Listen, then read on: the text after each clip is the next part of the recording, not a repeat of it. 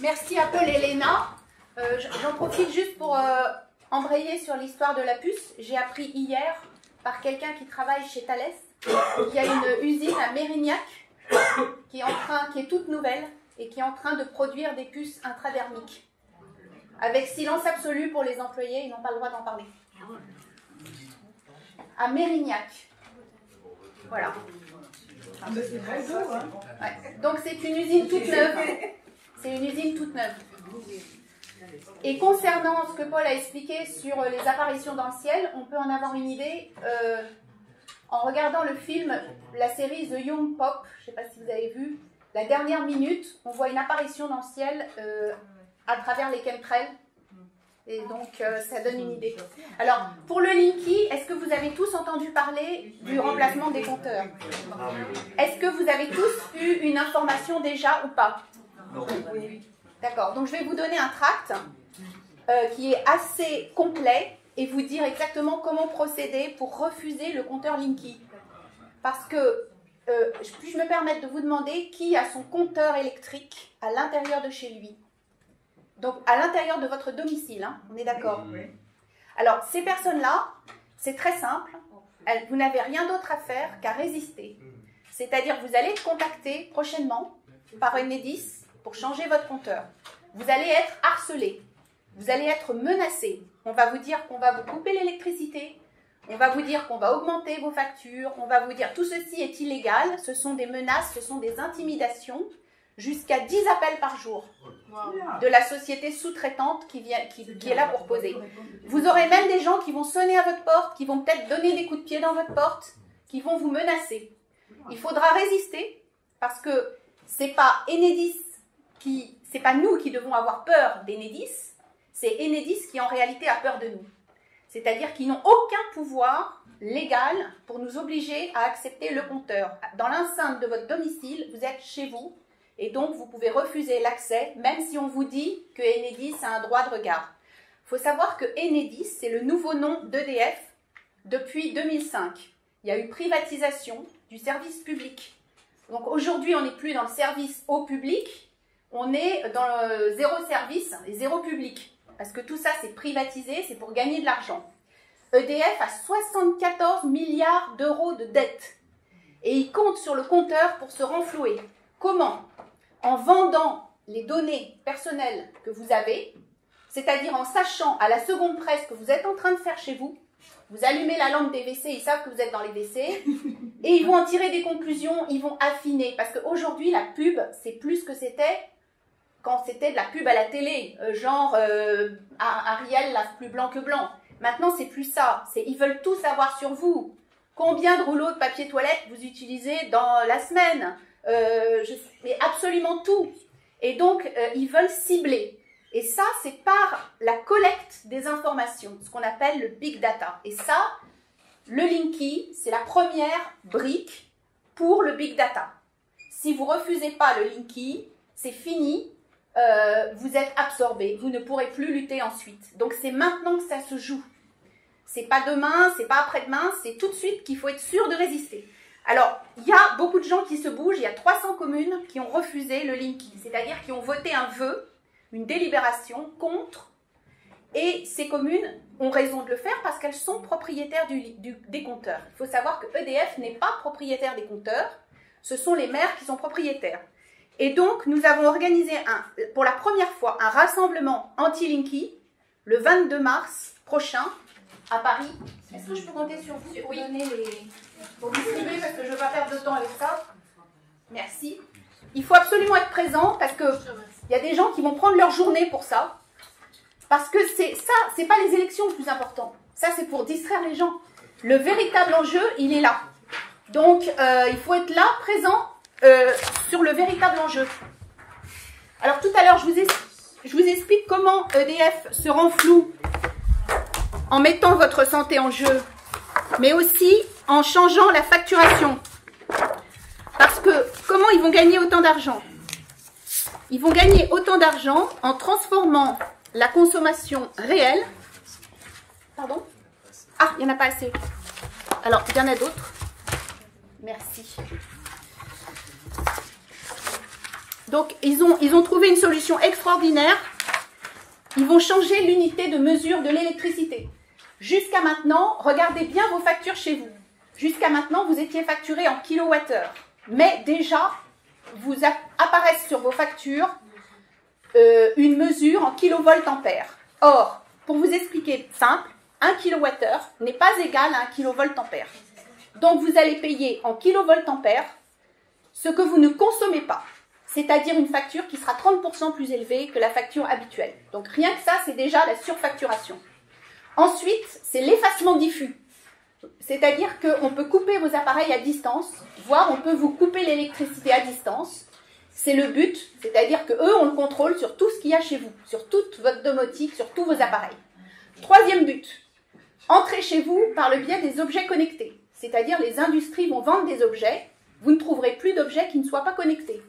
Et on vous dira, ça ne marche pas votre frigo, bah, il faut racheter un frigo connecté. Il faudra des radiateurs connectés. Avec les poupées, ils font déjà ça, les jouets voilà. pour enfants. Les jouets pour enfants. Donc surfacturation. Ensuite, danger sanitaire.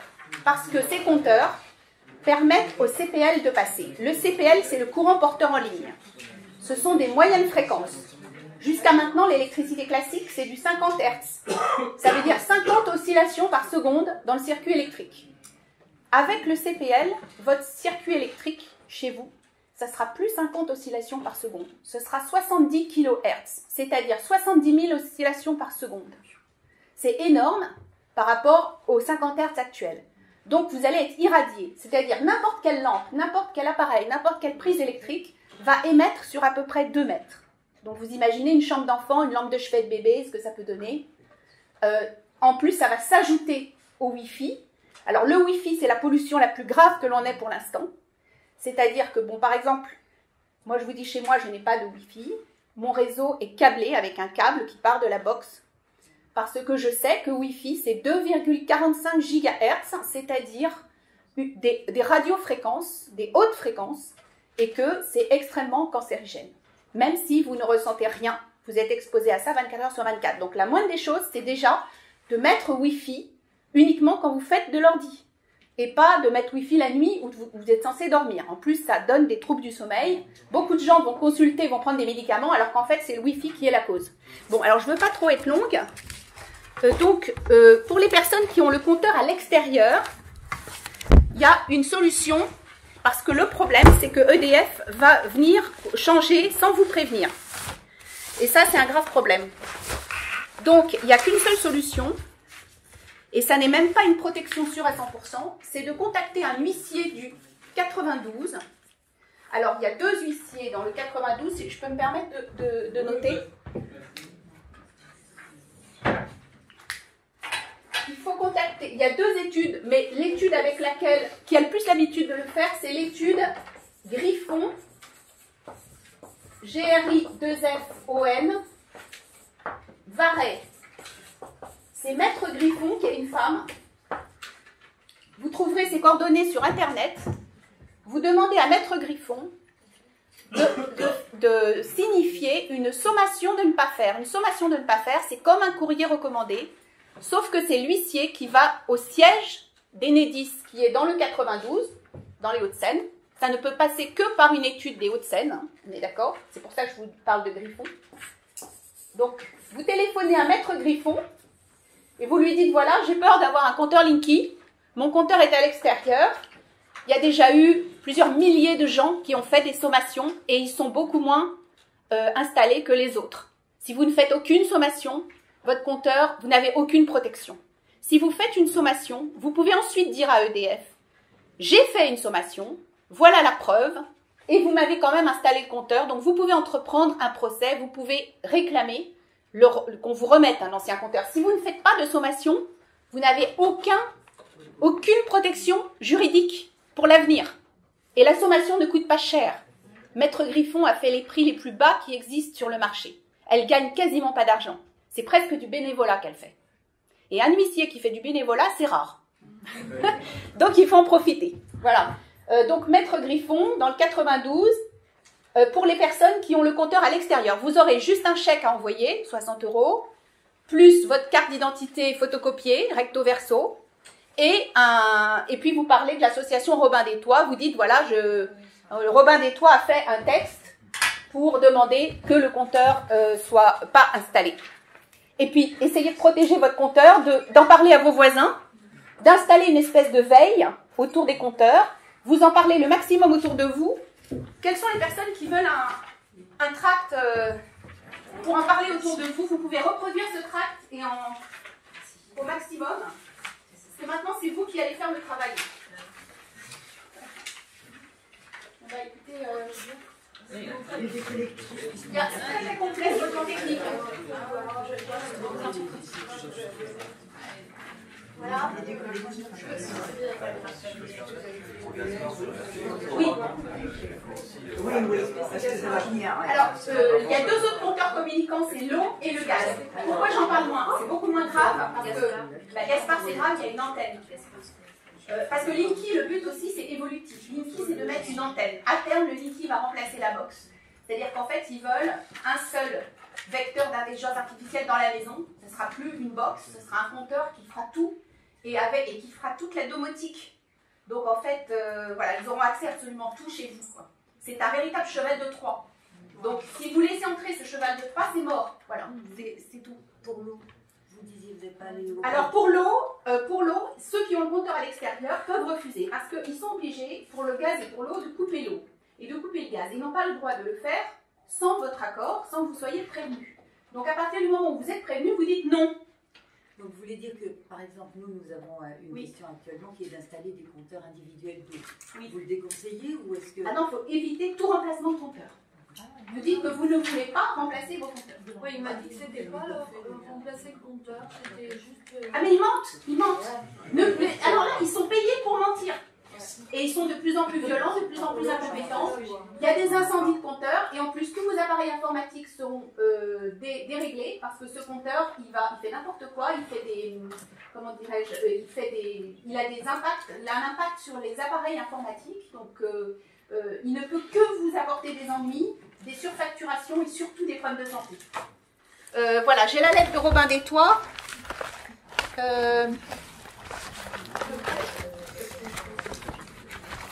Dans les immeubles, il faudrait en parler au syndic, il faudrait en parler à tout le monde. Il y a des articles de loi. Malheureusement, j'en ai pas assez pour tout le monde. Je crois qu'il y a des écrits sur Internet. Voilà, vous pouvez retrouver ça. Des articles de loi du code pénal qui interdisent normalement l'entrée pour poser les nouveaux compteurs.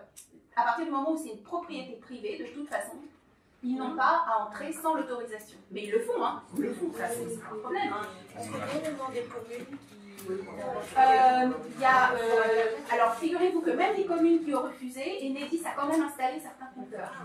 Alors il y a Caen dans les communes, il y a des communes, vous trouvez ça sur internet, refus des compteurs Linky, vous allez sur le site de Stéphane Lhomme, pas de compteurs communicants, vous allez tout trouver.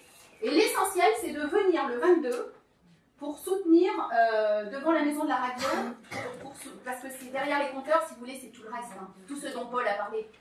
Voilà. C'est pas seulement les compteurs, derrière les compteurs, il y a tout. Donc voilà, je sais pas quoi vous donner d'autre. Comme info.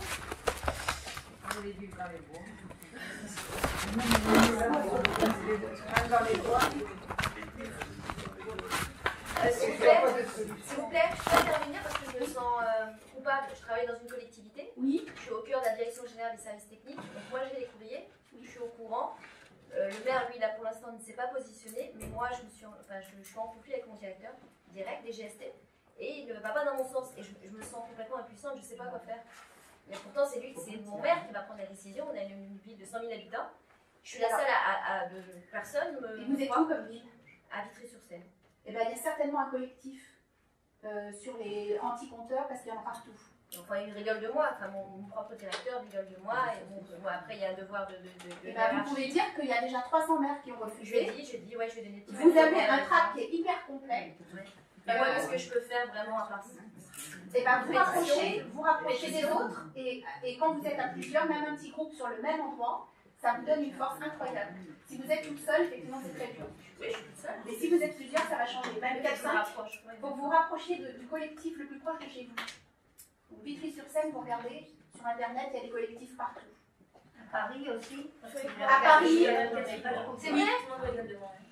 Ah ben, tout le monde va rigoler, de toute façon, c'est comme ça. Hein. Au début, tout le monde rigole, puis maintenant, ils vont moins rigoler, parce que quand ils vont voir qu'il y a, je sais pas combien de personnes, le 22, ils rigoleront moins.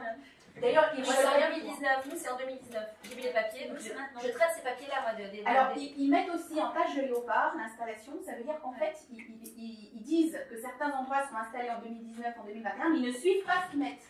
Pour que justement les gens ne puissent pas se Le DGST, quand il a dit, mais j'avais pas vu, c'était 2019, et ben pour vous embêter, je vais accélérer le processus. Je vais arrêter, c'est pas drôle. Tenez bon, parce que c'est vraiment là-dessus que ça va se jouer. C'est sur la résistance individuelle et collective. Ceux qui ont le compteur à l'extérieur, vous placardez la sommation, le double de la sommation sur votre compteur et vous prenez une photo. On ne puisse pas contester que vous avez lancé.